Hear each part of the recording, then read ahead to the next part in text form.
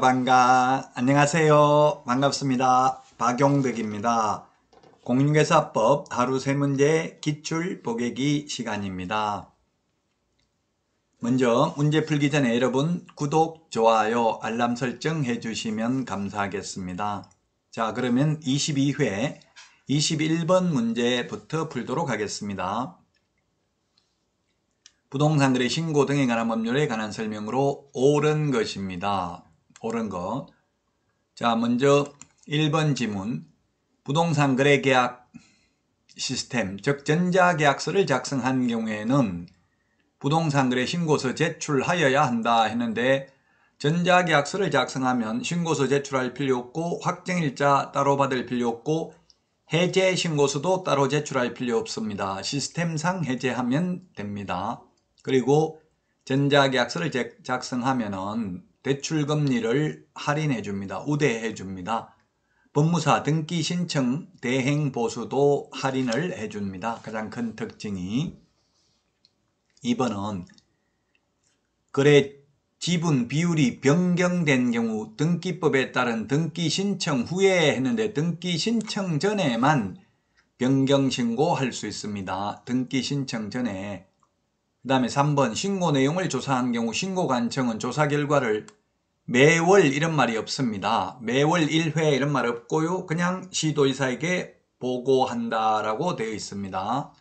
3번 따라서 틀렸고, 그리고 시장군수구청장은 토지거래계약을 허가받은 자가 허가받은 목적대로 이용하고 있는지를 매월 1회가 아니라 매년 1회 이상 개발 및 이용 등의 실태를 조사해야 되죠. 1번부터 4번까지 모두 틀렸네요.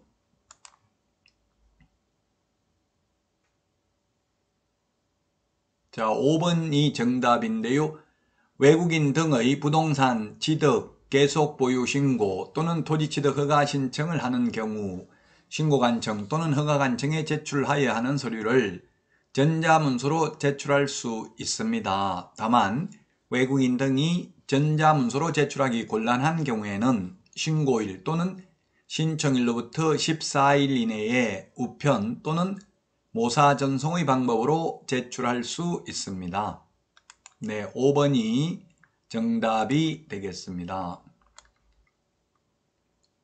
5번이 정답이고요.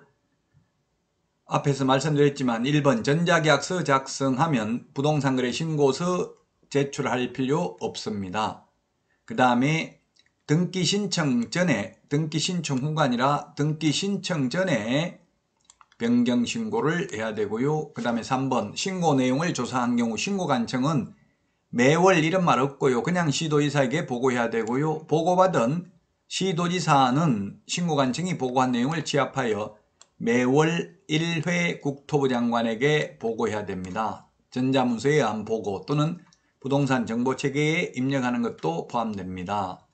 자, 그 다음에 4번은 토지거래 허가받은 목적대로 이용하고 있는지를 매년 1회 이상 실태 조사를 하여야 합니다. 따라서 5번이 정답이 되겠습니다.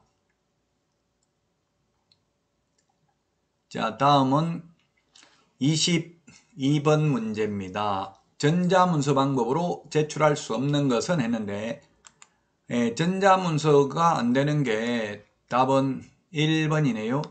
휴업신고, 폐업신고는 등록증을 반납하러 가야 되기 때문에 전자문서가 안 됩니다. 나머지는 전자문서 가능하고요. 전자문서 안 되는 게 우리 암기 프린트 50번 맨 밑에 있는데요. 고용관계 종료 신고도 현행 법상 시행규칙 8조에 의하면 안 됩니다. 논리적으로는 모순이 있는데요. 고용관계 종료 신고를 현실적으로는 합니다만은 시행규칙 8조 조문상은 고용관계 종료 신고는 전자문서 안 됩니다. 고용신고는 전자문서 가능하고요. 그 다음에 부동산거래 신고 등에 관한 법률에서 한 명이 신고를 거부해서 상대방이 단독으로 부동산거래 신고를 하거나 또는 한 명이 신고를 거부해서 상대방이 단독으로 해제 신고하는 경우 주소, 전화번호, 휴대전화번호 정정신청, 면적 변경 없이 가격 변경, 그 다음에 공급가액, 옵션 비용 변경 신고는 전자문서가 안됩니다. 담당 공무원이 사실 여부를 확인하는 것은 전자문서가 불가능합니다. 22번은 폐업 신고할 때는 등록증을 반납하러 가야 되니까 방문 신고만 가능합니다.